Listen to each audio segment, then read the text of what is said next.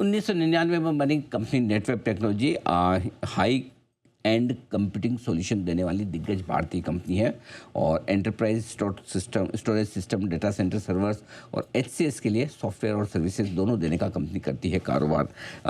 आइए हमारे साथ कंपनी के चेयरमैन और मैनेजिंग डायरेक्टर संजय लोढ़ा साहब कार्यक्रम में हो रहे हैं शामिल। लोढ़ा साहब ने दिल्ली यूनिवर्सिटी से इकोनॉमिक्स में बीए ऑनर्स में डिग्री हासिल की है, ग्रेजुएशन की। एपीजे स्कूल ऑफ मार्केटिंग नई दिल्ली से भी आपने बिजनेस मैनेजमेंट में पोस्ट ग्रेजुएशन डिप्लोमा किया है। नंबर्स आए वीकेंड पर, बहुत ही शानदार दमदार परफॉर्मेंस आई है कंपनी की तरफ से, जहां रेवेन्यू आप देखिए 334 करोड़ से बढ़कर 805 करोड़ 140% की बढ़त है। कामकाजी मुनाफा 137% बढ़ा है, पहुंचा है 98 करोड़ पर। मार्जिन में 12.25% के आसपास, 12.5% के आसपास के स्टेबल रहे, हल्की सी कमजोरी आई है। और वहीं अगर आप मुनाफा देखेंगे तो 135% बढ़कर 30 करोड़ से 73 करोड़ तक पहुंचता हुआ दिखा है। ये है आपके लिए नंबर्स इस वक्त। आइए लोढ़ा साहब का करते हैं स्वागत। सर गुड मॉर्निंग, बहुत बहुत स्वागत है आपका। बहुत ही शानदार तिमाही रही है हर एक पैरामीटर पर, चाहे वो रेवेन्यू देख लें, प्रॉफिट देख लें, कामकाजी मुनाफा देख लें। बताएं सर, क्या खास वजह थी इस तिमाही में इस बेहतरीन परफॉर्मेंस के पीछे? धन्यवाद आपको हमारे को समय देने के लिए। Thank you. तो बेसिकली लिस्टिंग के समय से ही आप हमारे को ट्रैक करते रहे हैं और आपने देखा होगा ये करीब करीब 3 साल होने को है हमारे लिस्टिंग को।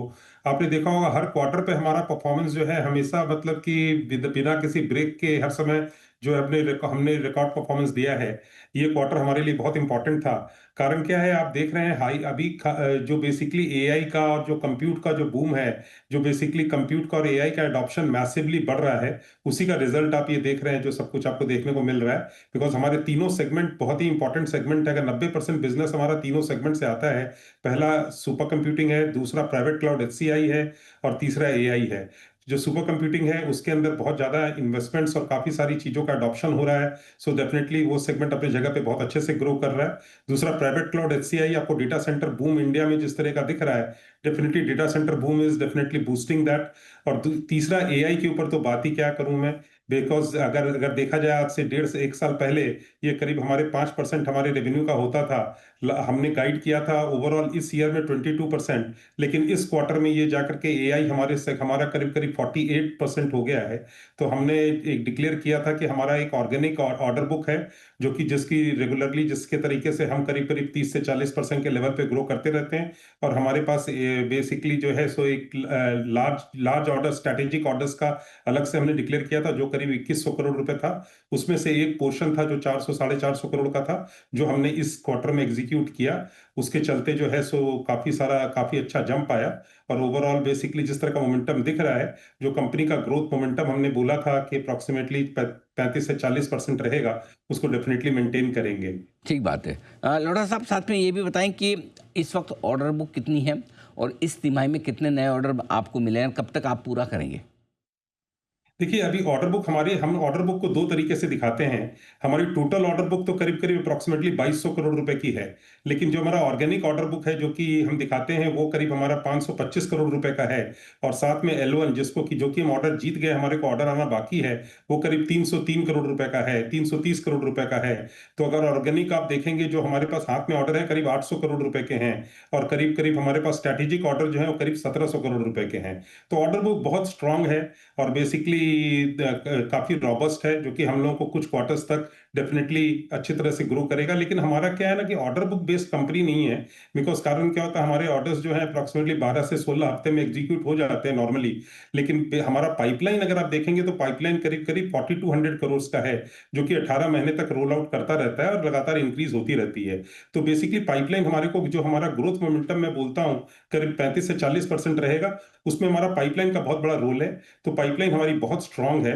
और बेसिकली जिस तरीके से गवर्नमेंट ऑफ इंडिया का एडॉप्शन हो रहा है एआई के ऊपर में, जो स्पेंडिंग बढ़ रही है, और मेक इन इंडिया के अंदर में हम लोग हमारी एनवीडिया की पार्टनरशिप हमारी जो है, उसके चलते हम उनके लेटेस्ट ब्लैकवेल अभी हम B200 जो उनका ब्लैकवेल का लेटेस्ट चिपसेट है, उसके ऊपर हम सर्वर्स बना करके रोल आउट कर रहे हैं। तो दुनिया में जो सबसे हाई एंड सर्वर्स बन रहे हैं, वो सेम सर्वर्स इंडिया में भी डिजाइन होकर के, इंडिया में मैन्युफैक्चर होकर के जा रहे हैं। ये अपने आप में बहुत बड़ी बात है।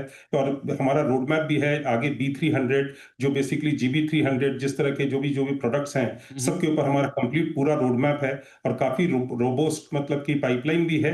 और बेसिकली जिस तरह से मैन्युफैक्चरिंग जिस तरह दुनिया में इसके लिए डेवलपमेंट हो रहा है उसी तरह से हम लोकली इंडिया में डिजाइन करके पूरा हार्डवेयर और सॉफ्टवेयर पूरा इंटीग्रेट करके हम दे पा रहे हैं। ये इसी कारण से हम अपना अपने अपने बिजनेस को प्रेडिक्टेबल भी बना रहे हैं और हम इतने अच्छे ऑर्डर बुक को और पाइपलाइन को अच्छे से सर्विस भी कर पा रहे हैं। एक चीज़ और मैं आपसे लेना चाहता हूँ राय, कितने ऑर्डर्स आपके एआई स्पेस से आ रहे हैं ऑर्डर बुक, और साथ ही साथ आपकी जो आप बता रहे हैं कि आपको ये पूरा प्रोसेस जो है ये कब तक आप कंप्लीट करेंगे, तो कितना बिजनेस आपका इसमें एआई से है और कब तक पूरा करने वाले हैं?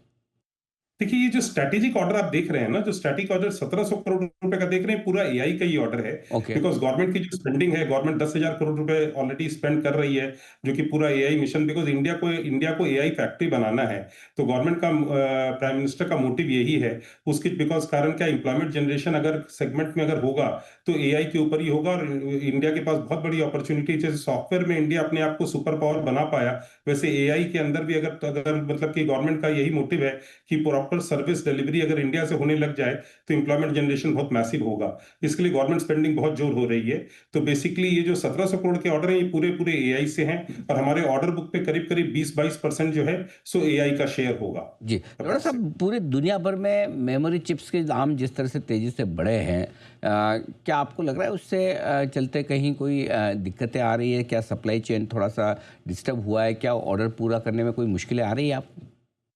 देखिए ऐसा है, ऑर्डर पूरा करने में मुश्किल आती तो हमारे नंबर नहीं आते ये वाले, लेकिन आप जो बोल रहे हैं बिल्कुल सही बोल रहे हैं। मेमोरी चिप्स के अंदर में दुनिया में बहुत मेजर शॉर्टेज है, ये सारा एआई बूम के चलते ही है। बेसिकली मेमोरी और स्टोरेज दोनों के अंदर बहुत मैसिव मतलब कि बेसिकली डिमांड का सर्ज है जो कि करंट मैन्युफैक्चरिंग कैपेसिटी उसको पूरी तरीके से सर्विस नहीं कर पा रही है।